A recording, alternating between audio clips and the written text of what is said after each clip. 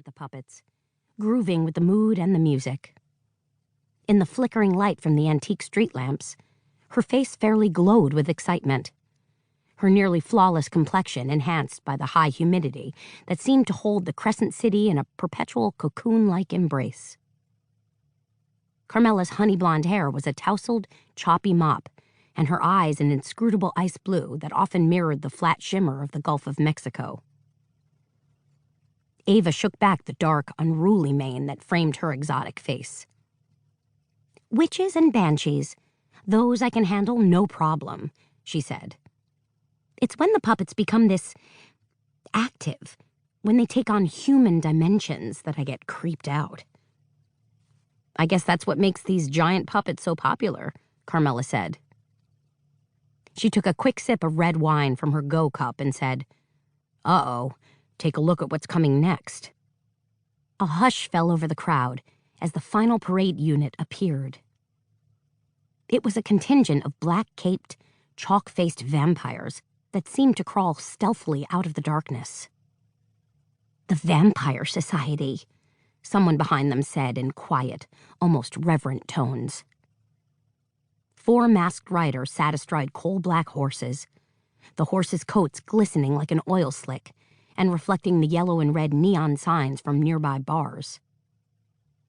The vampires marched behind the riders in precise formation. Most of the men and women were tall, thin, and appeared to glide almost effortlessly. Ava wrinkled her nose. With that funky white makeup, they look like a doomsday cult. Carmela studied the vampires, whose faces were painted a ghostly white. Their eyes were coal-rimmed orbs, their mouths a glistening blood red that sported glowing white fangs. It was a look that definitely gave her pause. Not so nice. Not that friendly. "I guess it's just play acting," Carmela said finally, lifting her shoulders as if to shrug off any sort of malevolent vibe that might hover in the night air.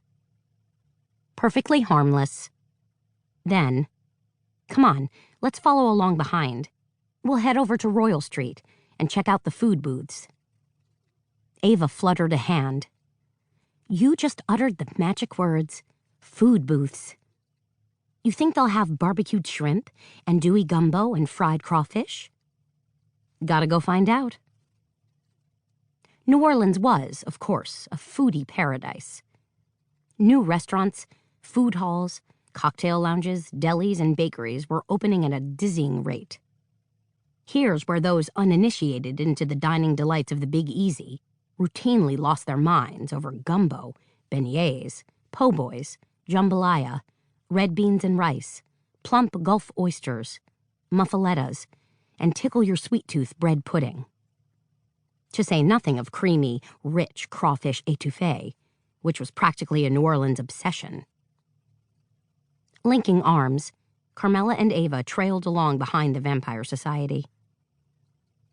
They turned the corner at Dumaine Street, walked past the praline factory and Toop's Italian bake shop, and then hung a right onto Royal Street.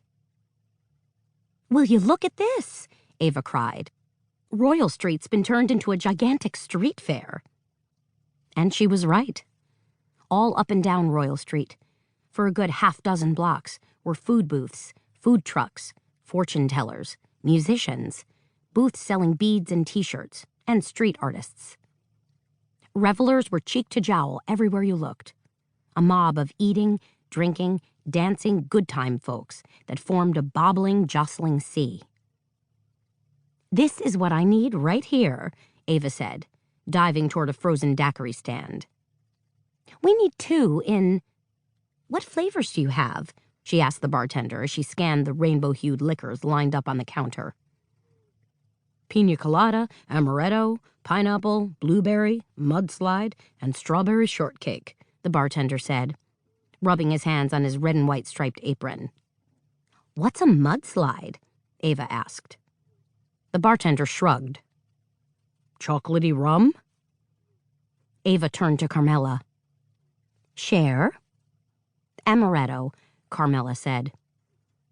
"2 amaretto daiquiris, please," Ava said. The bartender